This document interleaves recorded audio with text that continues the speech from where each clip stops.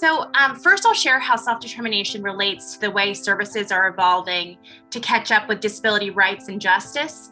And then I'll briefly share a bit about how service providers can use that evolution framing to make business plans that benefit both the people we serve and our agencies. So this visual that's on the screen is something that we created at my agency to share with our staff and the people we serve to give context about how self-determination is really an exciting opportunity, and also to give some history on how disability services have evolved over the years, to really show how self-determination is an amazing opportunity for us as service providers to have a funding mechanism to support inclusive service design. So if we look at this graphic, historically, we'll see that there was once the medical model, which really based services around doing things to people with intellectual disabilities. So we think about institutionalization or medicating people against their will. Then we move to the four, which is the charitable model, which is doing things for people with intellectual disabilities. And so we see that in volunteer caretaking through churches and faith organizations. And it was really the beginning of integration into the community. And now we see that we're really moving into the width of disability services in terms of the evolution. And this is the inclusion model. And that's doing things with people with intellectual and developmental disabilities. And so we see this with inclusive housing. We see this with really the design of HCBS, or the Housing and Community-Based Settings Rule, and to really think about how we can look at the human rights element of the work that we're doing, which is, as many providers are on the call and people who are really involved in the work, they really came into this work to look at civil rights and how we can really design equitable systems for people with intellectual disabilities. So what's exciting about self-determination and why we wanted to create this graphic for the people that we serve and our staff is to really explore how self-determination can be a way for us to really design inclusive services that are centered on a person's choices, their preferences, what they really want to be doing with their lives. And we got an introduction to that with alternative services that happened during the pandemic. And it was really popular for us to look at really creative ways to design services and do hybridized online learning throughout the pandemic as a way to deliver alternative services. And so it really gave us the beginning of some thinking about what we could do with self-determination and our ability to be creative and be really inclusive in our service design that worked in partnership with the people we serve as we design what services made the most sense for their individual goals. How can we view self-determination as an opportunity to create something new and to be flexible?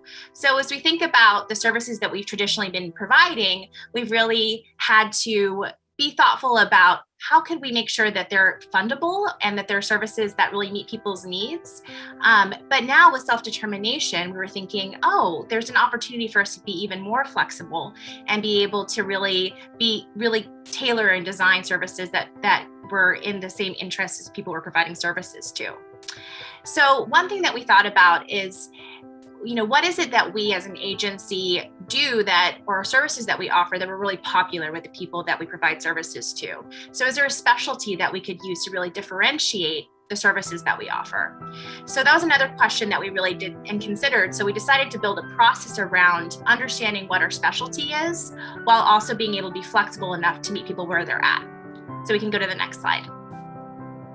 So here's a few thoughts for preparation steps that an agency can take in order to prepare your organization for success and really explore the opportunities of self-determination.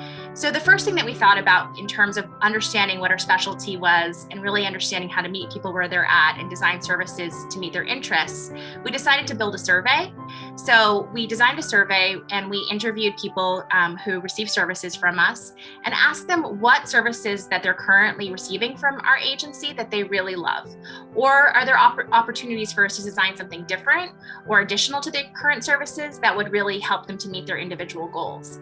And that survey process was really helpful and illuminated a lot of what our differentiator is as an agency, or what it is that people come to us for, from the perspective of our key people, the people we provide services to.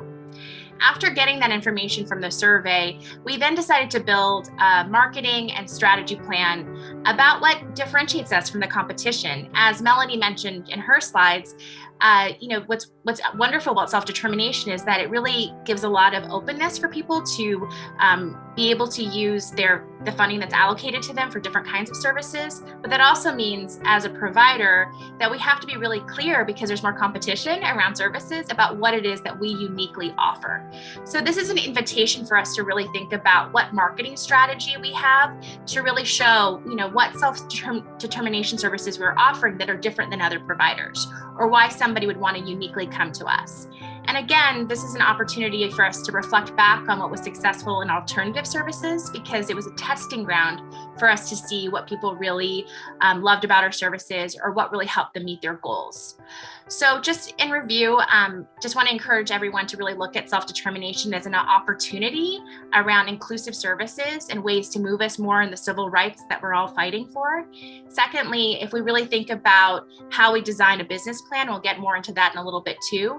How could we really reflect on what services are really popular with the people we provide services to through a survey?